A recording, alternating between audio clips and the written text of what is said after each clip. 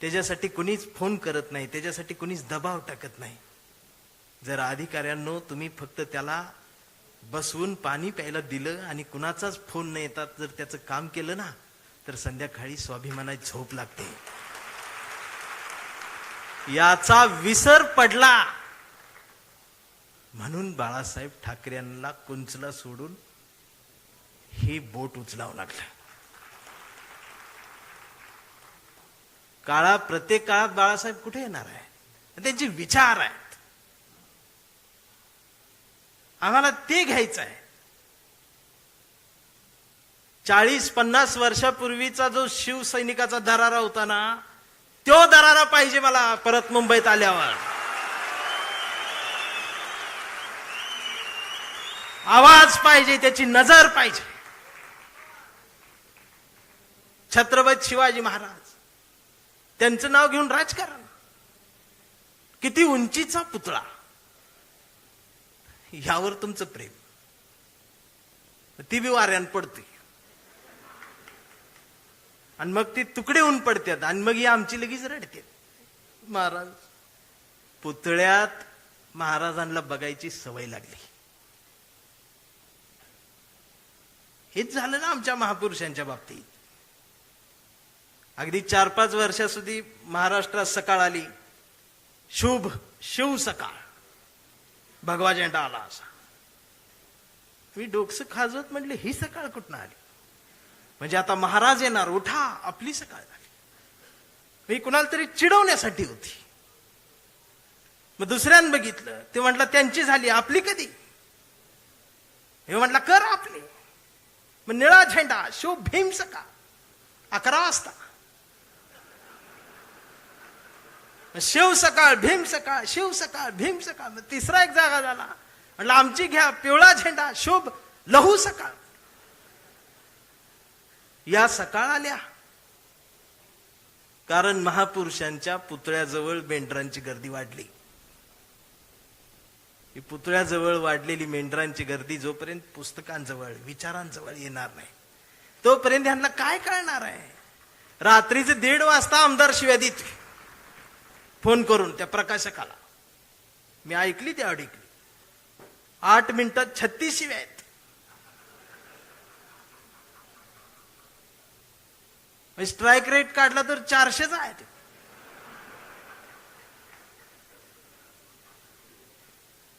मला त्याचं वाईट नाही वाटलं, पण त्यांच्या घरी त्यांच्या मिसेस आहेत, आई आहे, मुलगी आहे, ही नीट बोलत असेल.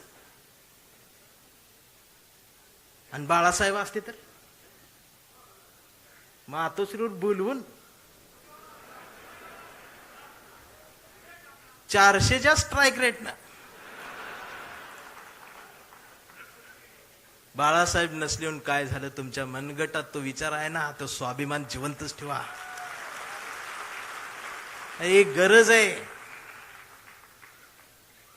आणि खरं सांगू आदित्य दादा, गावगाड्यावर, शहराच्या चौकात, झोपड्यांमध्ये एक हुंदका आहे, एक हंबरडा आहे, जो राम कृष्ण हरी माऊली म्हणत एखाद्या नव्या ठाकरेची वाट बघत बसलाय.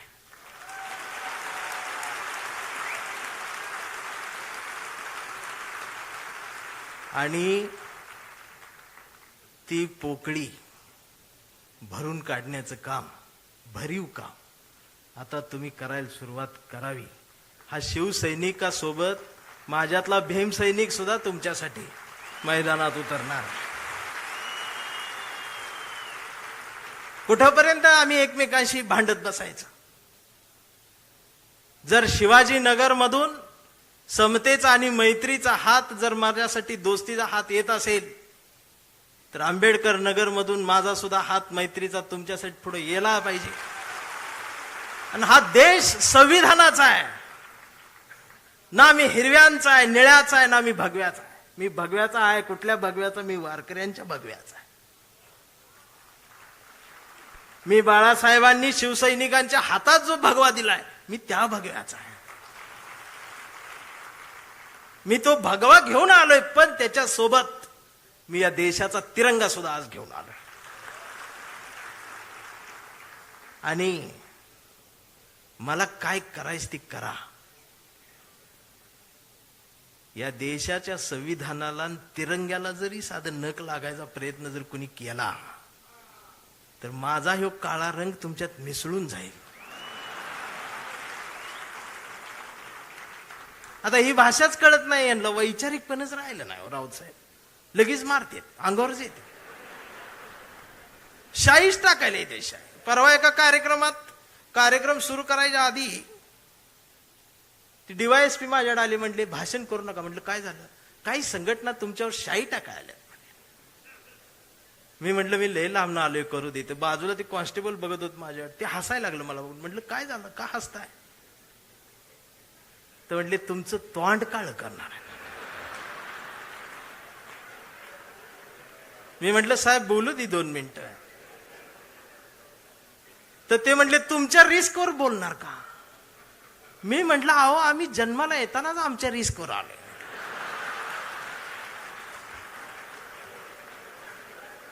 मी भाषणाची सुरुवात केली, म्हटलं जे कोणी शाई टाका आलेत त्यांना विनंती एवढी आहे, म्हटलं तुम्ही चुना आणा, अजून काय काळ करणार.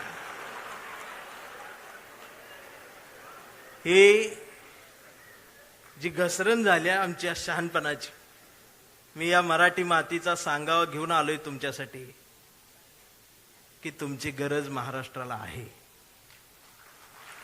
आणि महाराष्ट्र फक्त तुमचा आहे. मी आता जास्त वेळ घेणार नाही, कारण आता डरकाळ्या ऐकायच्या आहेत.